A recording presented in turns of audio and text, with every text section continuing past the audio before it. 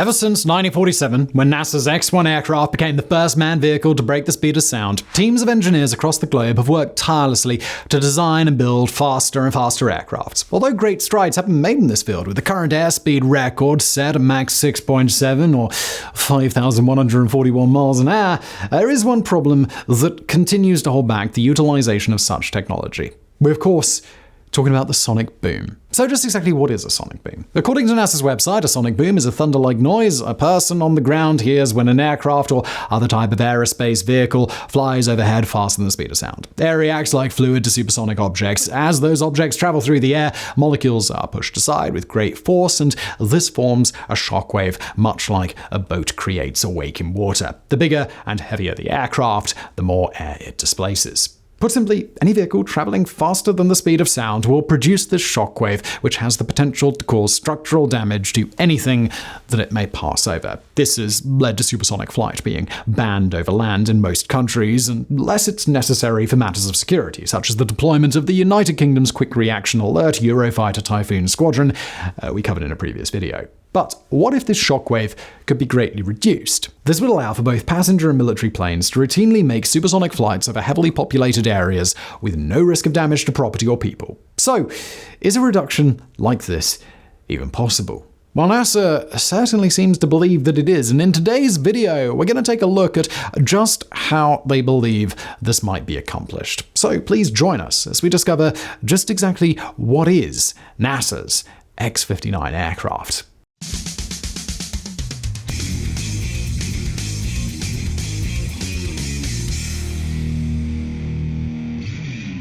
The result of a collaboration between NASA and Lockheed Martin, the X-59 has been specifically designed to achieve supersonic flight while greatly reducing the effects of the sonic boom that this creates. Currently, this project is still very much in the experimental phase. According to NASA's website, the X-59 is an experimental aircraft only. It is not a prototype designed for a commercial airliner and will never carry passengers. Its unique shape and set of technologies reduce the loudness of a sonic boom reaching the ground to that of a gentle thump.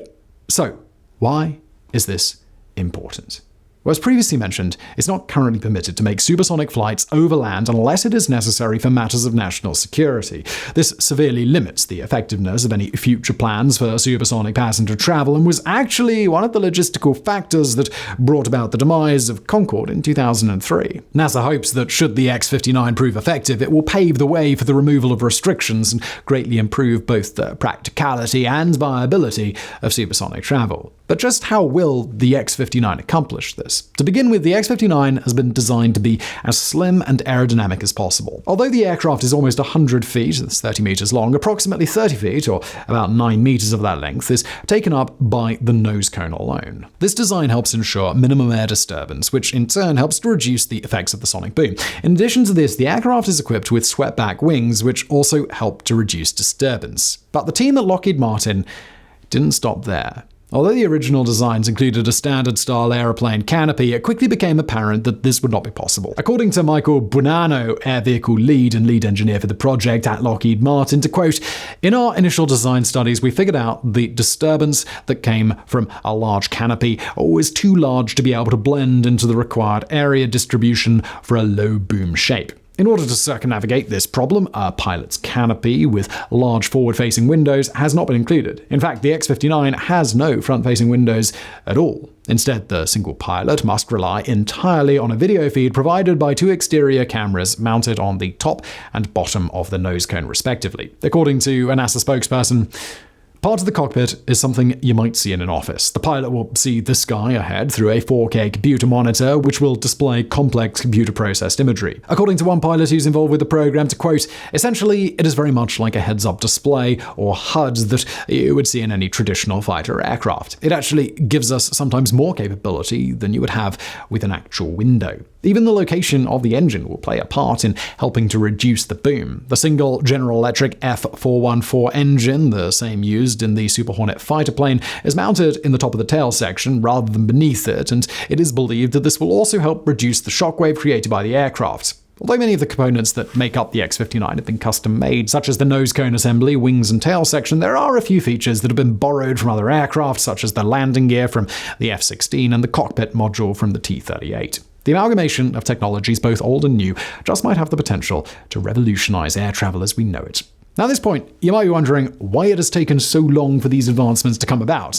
And the answer lies in advancement in computer technology. Previously, concept testing such as this was very difficult. Although some tests could be carried out with the use of wind tunnels and sensor arrays, this necessitated the building of physical models. However, with the advancements of computer technology, it is possible to make digital models of concepts and then, through the use of various software, subject these models to different conditions in order to determine whether or not they're likely to be successful. As you can imagine, this rather simplifies the process. So, what's going to happen next? Although the science behind the X-59 is theoretically sound, in reality, it won't be until the aircraft takes to the sky for the first time that the design team will discover whether all the hard work has paid off. According to Craig Nichol, manager of NASA's Low Boom Flight Demonstrator project, quote, "When you get a real aircraft in a real atmosphere, there's a lot of variables that are difficult to model. How that signature propagates through the atmosphere becomes difficult to predict." Although the initial test flight was scheduled to take place sometime during the autumn of 2021,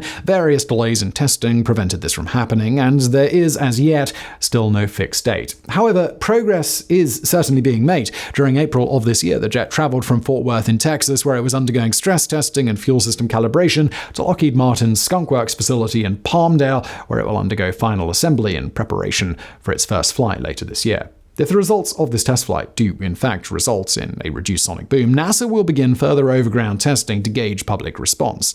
According to Nils Larson, the test pilot who will be the first to fly the X-59, that could be coming to a town near you. Our researchers are going to work with the public, and we're going to fly over various cities and towns, and are going to give us the feedback of that thump. Was that thump too loud? Did you even hear it at all? If all goes well, NASA plans to present the findings of these tests to the EFAA in an attempt to persuade them to lift the ban on commercial supersonic flight over land. If this ban is indeed lifted, it will pave the way for other manufacturers to capitalize on NASA's designs and produce viable commercial aircraft capable of supersonic travel. In fact, Lockheed Martin recently unveiled plans to do exactly this. Although still in the conceptual stages, the QSTA-1, the Quiet Supersonic Technology airliner, was recently unveiled at an American Institute of Aeronautics and Astronautics conference in Dallas. Borrowing heavily from the designs of the X-59, this sleek two-engine craft would be capable of transporting up to 40 passengers at Mach 1.8, or approximately 1,380 miles per hour. In an interview with CNN Travel, Mike Bonanno said this: "The technology is pretty much in place to go ahead once the concept is proved from NASA's X-59 program. Right now, we've only done early conceptual design studies to establish that the design is feasible, do sizing for the concept, how big it should be, how much it should weigh. Those early sensitivity studies to make sure it all makes sense."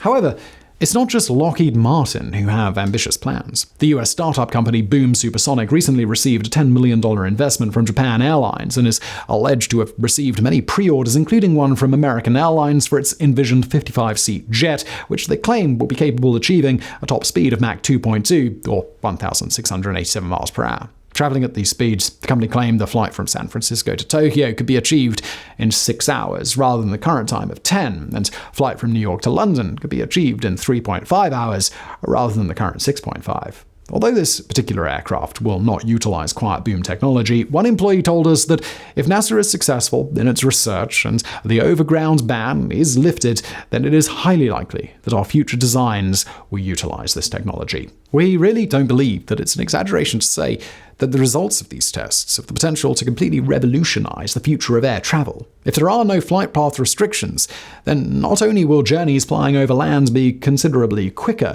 but it will also open up partially overland routes for international travel. This would mean that in the not-too-distant future, it may once again be possible to fly from London to New York and back again in the same day, or from New York to Sydney in a little over 6 hours. Not only that, but this potential advancement also has the opportunity to change something else. The cancelling of the Concorde program represents one of the very few backward steps in any technological advancement, and the X-59 program really does have the potential to turn that all around